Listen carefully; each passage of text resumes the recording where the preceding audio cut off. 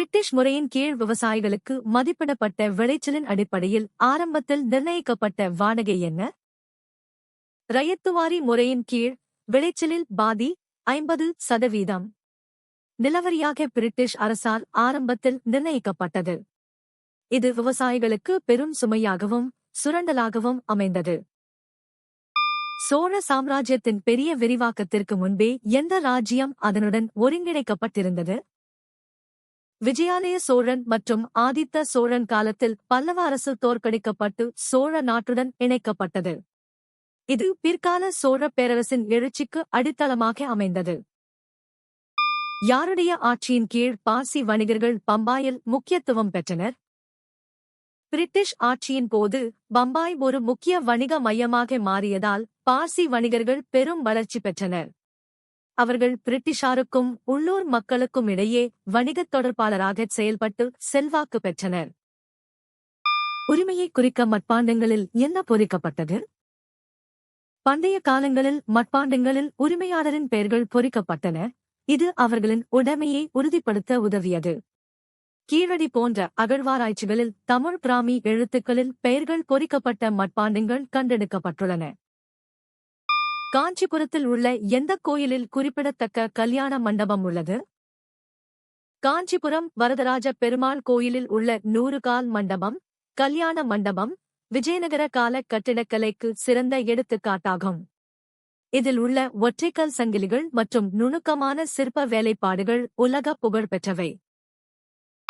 ஐரோப்பாவிற்குள் நுழைவதற்கு முன்பு மொராக்கோ மற்றும் ஆப்பிரிக்காவை கைப்பற்றுவதில் அரேபியர்களுக்கு தலைமை தாங்கிய தளபதி யார்? தாரிக் இப்னு ஜியாத், தாரிக் ஐபின் ஜியாத் என்ற தளபதி கிபி 71-1 மொராக்கோ மற்றும் வட ஆப்பிரிக்காவை கைப்பற்றி பின்னர் ஜிப்ரால்டர் வழியாக ஐரோப்பாவிற்குள் ஸ்பெயின் நுழைந்தார். ஜிப்ரால்டர் என்ற பெயர் ஜபல் தாரிக், தாரிக்கின் மலை என்பதிலிருந்து உருவானது. 1639 ஒரு தொழிற்சாலை அமைக்க யாருக்கு நிலம் வழங்கப்பட்டது?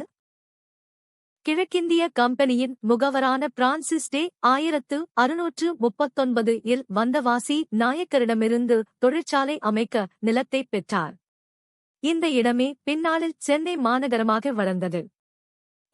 போர்த்துகீசியர்கள் ஏற்கனவே சாந்தோம் போன்ற இடங்களில் இருந்தனர், ஆனால் இந்த நிலத்தை பெறவில்லை. மோரியர் கலை எத்தனை முக்கிய வகைகளாக பிரிக்கப்பட்டுள்ளது? மோரியர் கலை பொதுவாக அரச கலை, கோர்ட் ஆர்ட் மற்றும் மக்கள் கலை, பாப்புலர் ஆர்ட் என 2 முக்கிய பிரிவுகளாக பிரிக்கப்படுகிறது.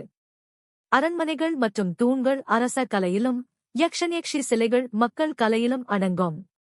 3 பிரிவுகள் என்பது பொதுவாக கட்டிடக்கலை, சிற்பக்கலை மற்றும் ஓவியக்கலையை குறிக்கும், ஆனால் மோரிய வகைப்பாடு 2. எந்த கடற்கரையில் மீன்பிடி சமூகங்கள் கிறிஸ்தவ மதத்திற்கு மாற அழுத்தம் கொடுக்கப்பட்டன?